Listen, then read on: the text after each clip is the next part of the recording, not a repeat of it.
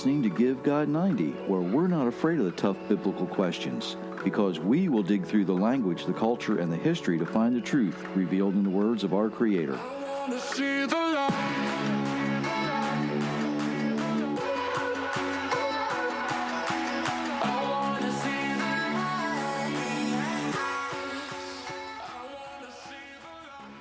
Hello, everyone. Thank you for letting us be part of your day. My name is Jerry Mitchell. Myers sitting here right beside me, finally. Hi, everyone. And we have a lot going on. And I mean a lot going on. Before we get into what I want to talk about today, I need to address something. One of the people that we are, we could call them friends. We've spoken to them via Zoom and some other things, phone calls and whatnot. Someone who has come to us from a foreign country is going through some things right now, and they are,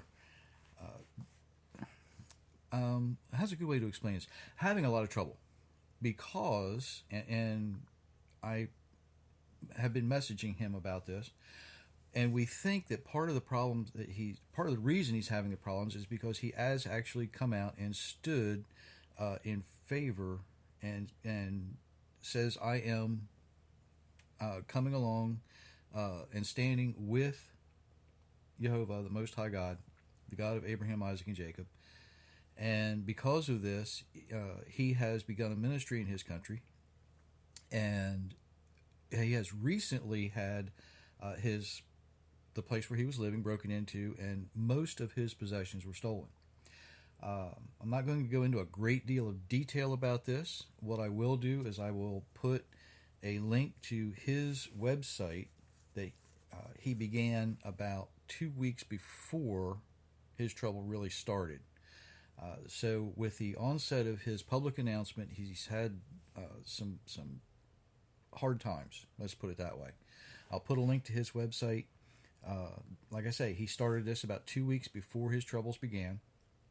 And you can decide how or if you would like to give him any assistance. I'm sure he would like some words of encouragement and some prayer and just some comfort and some peace to go along with that as well. He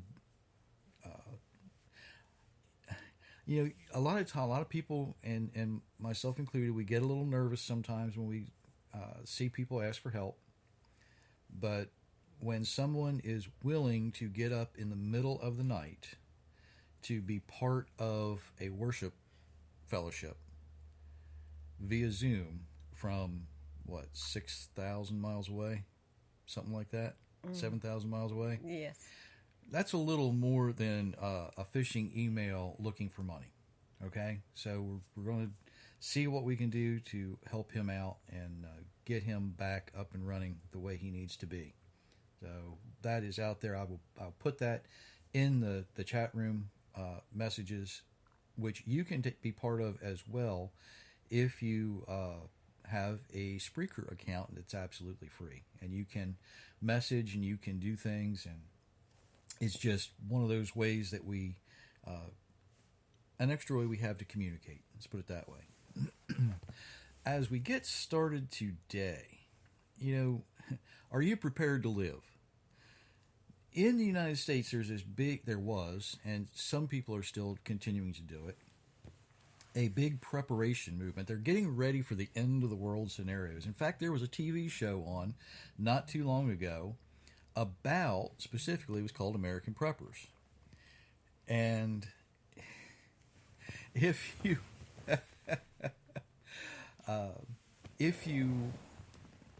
realize and recognize what I'm talking about, that's good. If you don't, it's really not worth checking out. It was a kind of a fun thing, but basically it was a big advertisement for the people who are creating these preparation supplies for the end of the world. They build bunkers, and they have long-term storage food and that kind of thing. That's really not what we're going to talk about today, but it was an interesting concept. And as I was thinking about that, one of the things I realized was, when people began to explore outside of their normal boundaries, outside of civilization, let's say, they didn't take a whole lot with them. They didn't go and, they didn't take much more. Well, in the United States, when we began to expand the United States, you carried a knife and a gun, maybe a couple extra clothing, your bedroll, and you would go out. Maybe you carried some hardtack and maybe some beef jerky or something like that, but you didn't carry a whole lot with you. You didn't have a whole lot. You relied on what was available. And I know all of the TV shows, all of the books, they have them, shooting deer. Well, if you're one person alone in the wilderness, how long, you're not going to get a lot of useful meat out of a deer because it's going to go bad pretty quick. You don't have time to, as you're traveling, stop and jerk, 100 pounds of meat, right? And you don't want to carry that much with you anyway. It's added weight. It's unnecessary. Every once in a while, they might shoot or trap a rabbit or a squirrel, something like that. But the majority of what they would do is forage for what was there. So, being prepared basically doesn't mean you have to buy a whole lot. It means you have to be prepared mentally. It means you have to be prepared emotionally. It means you have to be ready for whatever circumstance you might come to. And that's kind of where we're going with this today. There's a lot of people, especially those who trust the creators, who prepare themselves and they talk to others about life after death. But they forget too often about the family and friends that are left behind. They may make some arrangements prior to death, but think about the people who are left, and that's what I want to talk about today. The people who are left actually make sure that those arrangements are made. They go through the grief, and that never ends. That's an ongoing problem for people. They have the paperwork to do. And then after all of that's done, they have the day-to-day things that need to be done that are absolutely necessary to continue living. And this might seem like a strange place to talk about this, but we're going to look at Genesis chapter 23, where Abraham negotiates for a place to bury Sarah. And it's only about 18 verses, so you can read all of Genesis 23. Sarah lived to be 127 years old. She died in Kiri at Arba, that is Hebron, in the land of Canaan. Abraham was very sad and cried because of her. After a while, Abraham got up from the sight of his wife's body, and he went to talk to the Hittites. He said, "I am only a stranger and a foreigner here. Sell me some of your land so that I can bury my dead wife." The Hittites answered Abraham, "Sir, you are a great leader among us. You may have the best place we have to bury your dead. You may have any of our burying places that you want. None of us will stop you from burying your dead wife." Abraham rose and bowed to the people of the land, the Hittites. Abraham said to them, "If you truly want to help me bury my dead wife here, speak to Ephron for me. He is the son of Zohar. Ask him to sell me the cave of Machpelah. Oh, yeah, Machpelah. It is at the end of his field. I will pay him the full price.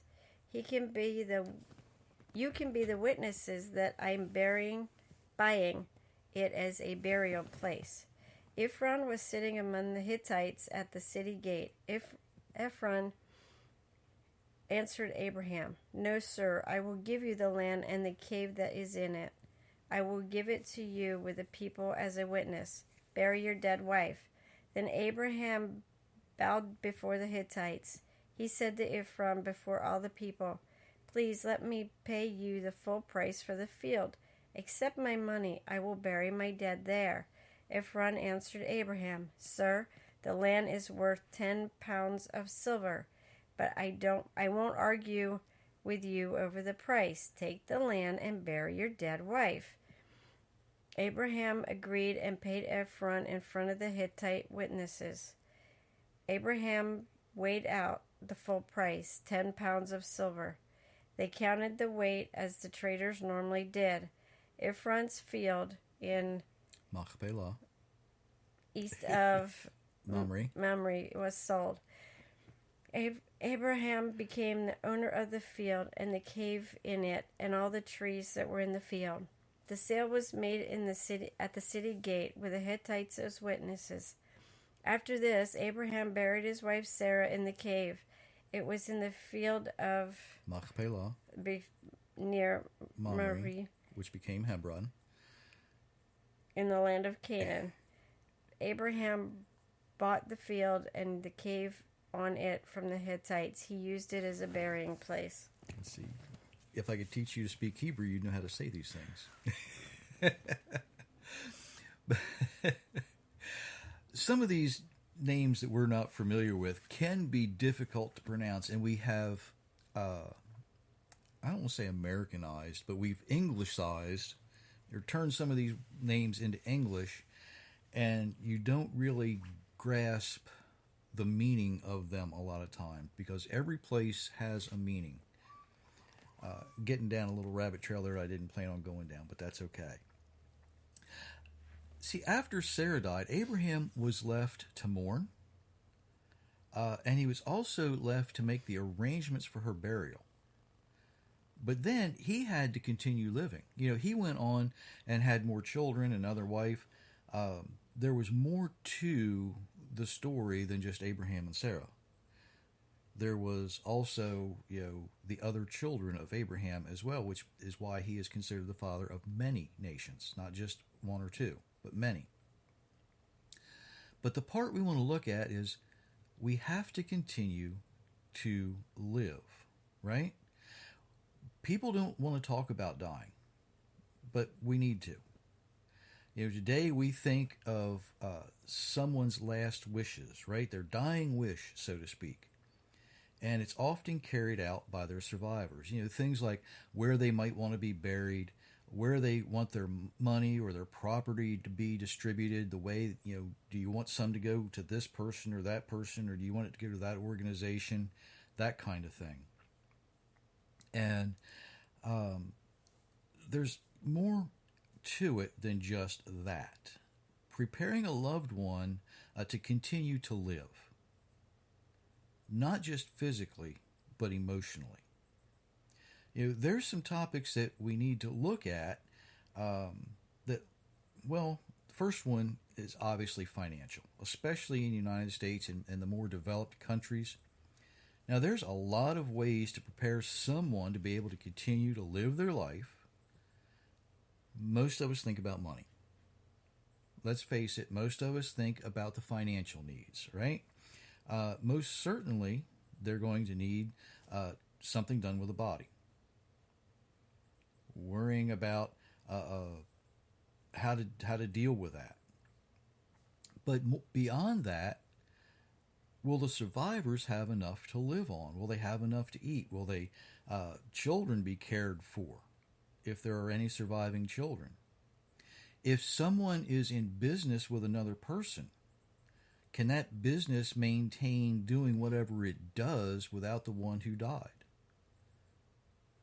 Now, insurance can be beneficial. It really can.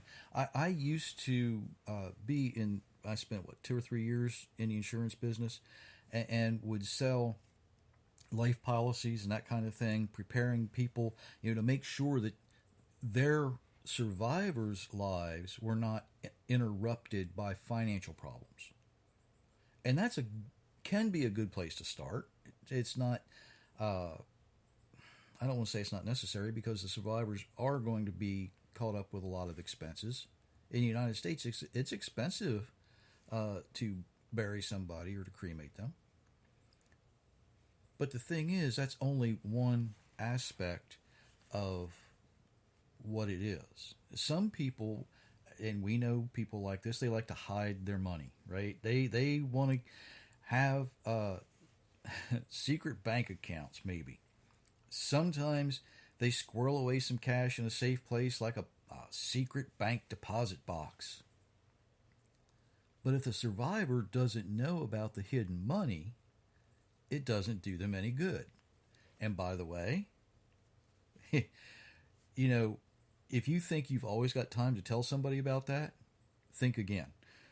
Because you don't always have time to tell somebody about that.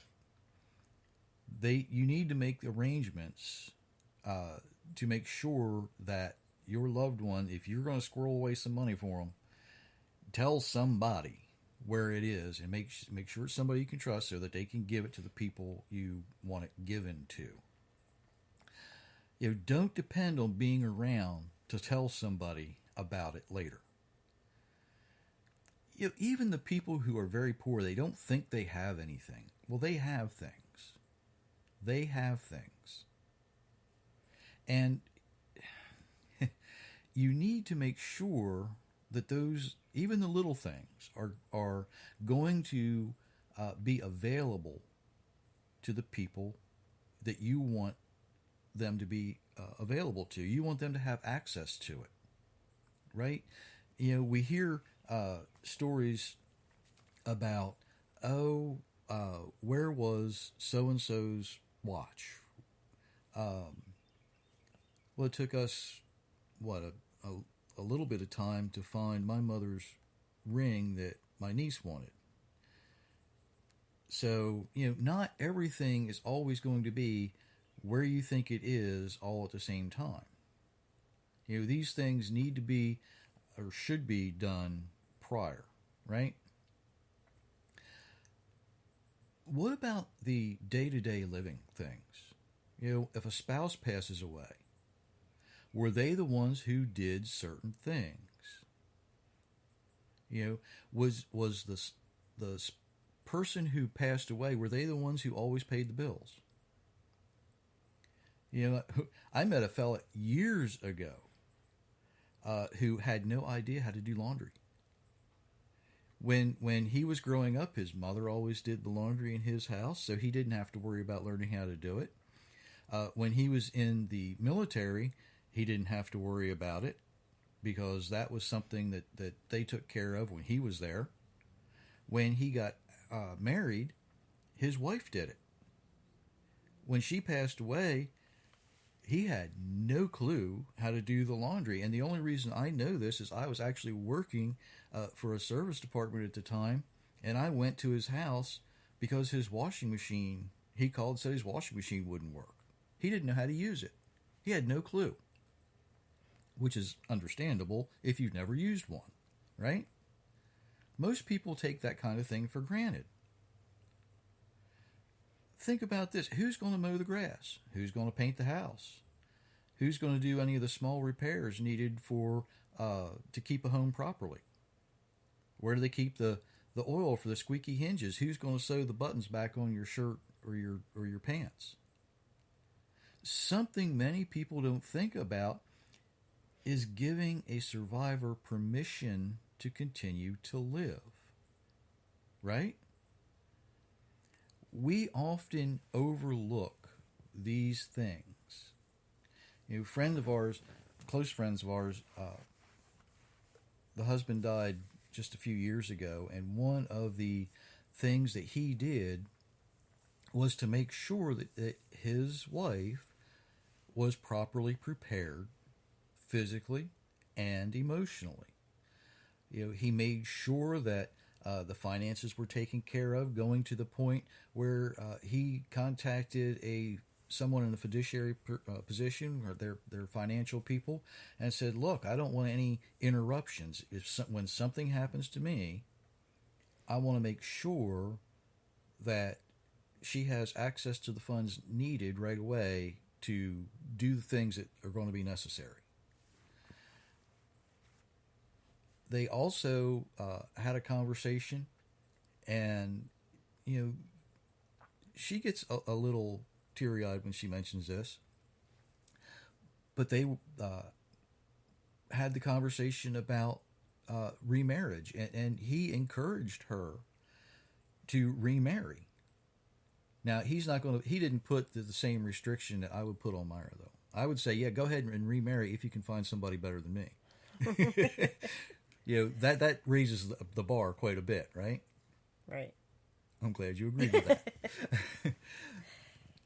He did these things not with a sense of morbidity, but he did these things with a sense of mortality and love, knowing that his time was limited, knowing that he had to properly prepare her the best way he knew how with the information he had at the time.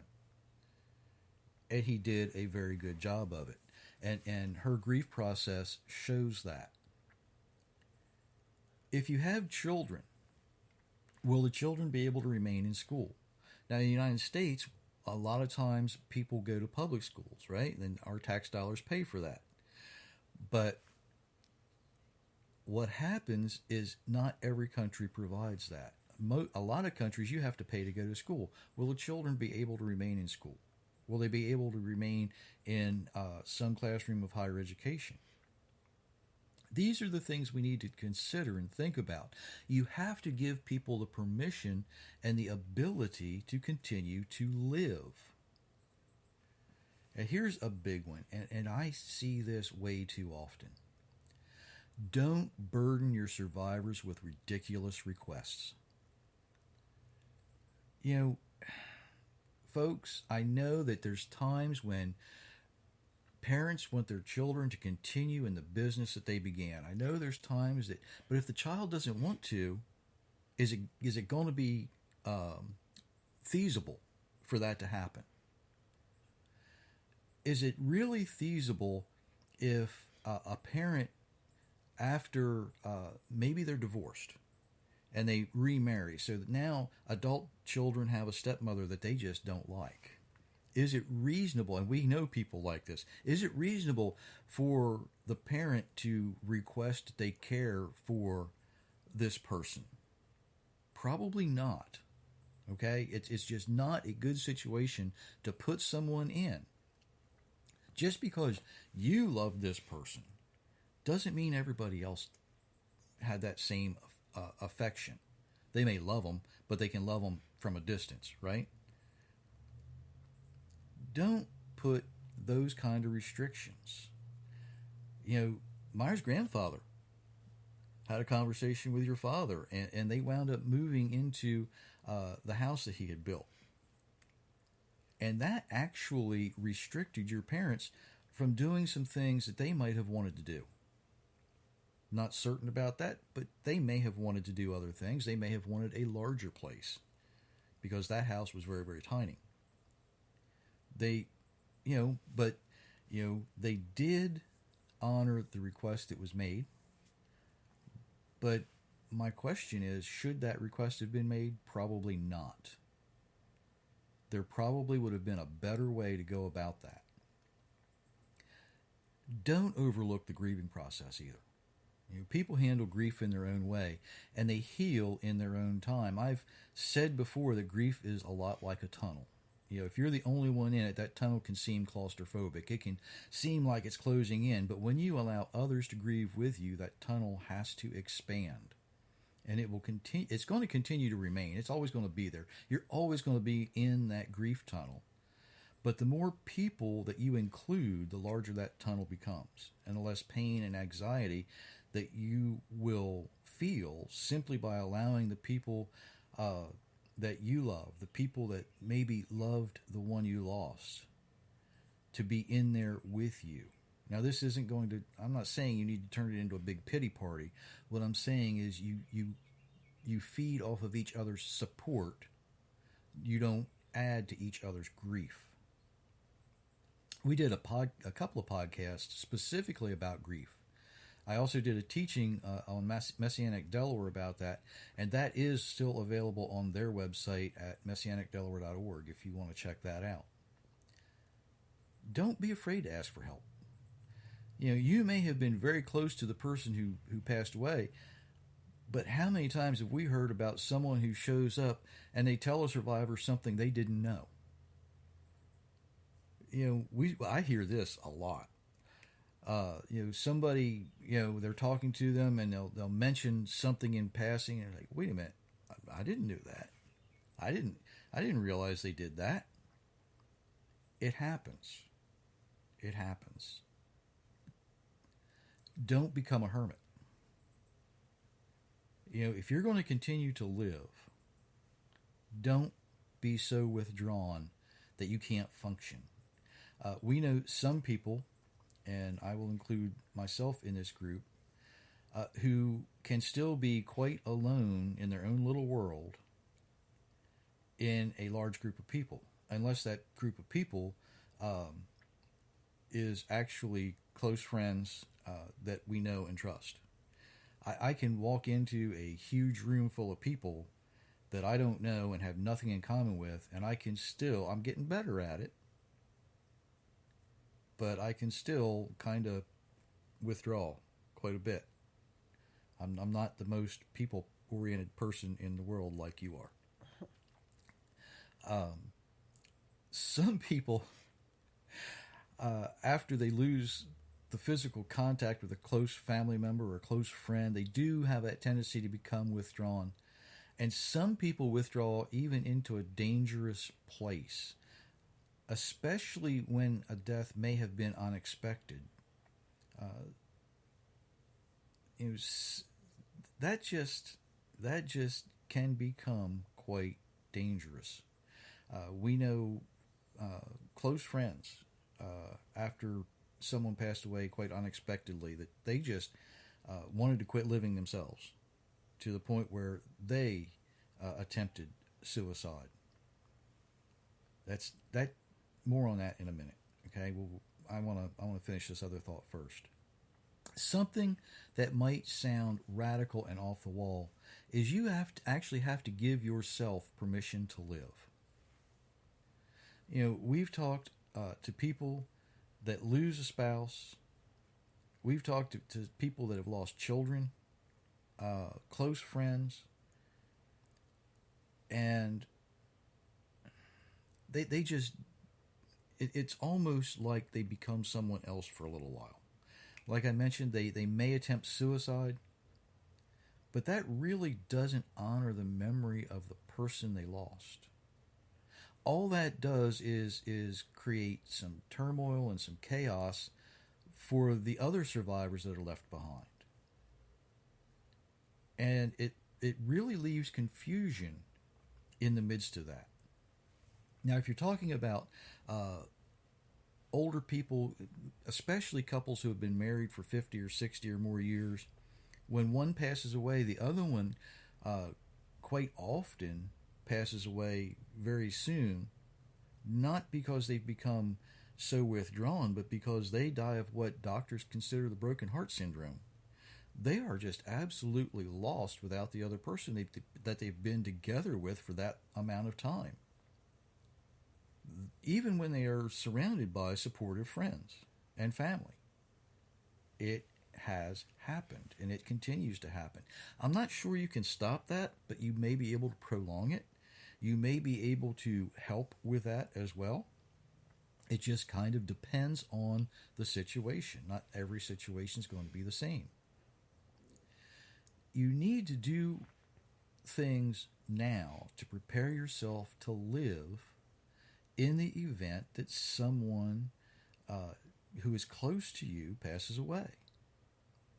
You don't always think you're going to have time to teach an old man to do laundry or cook or sew a button on a shirt. Don't think there's always going to be time to show your spouse where you keep the oil for the squeaky door that always bugs her. Don't think that they're always going to know how to glue the joints in a chair. Right?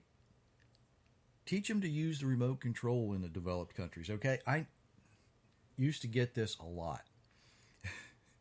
People would have a situation set up where only one person knew how to use the remote control, because they would have more than one device. Maybe they had a cable box, and maybe they had an internet thing or something else, but they didn't know how to use the remote control. Learn how to do those things. Prepare yourself to live.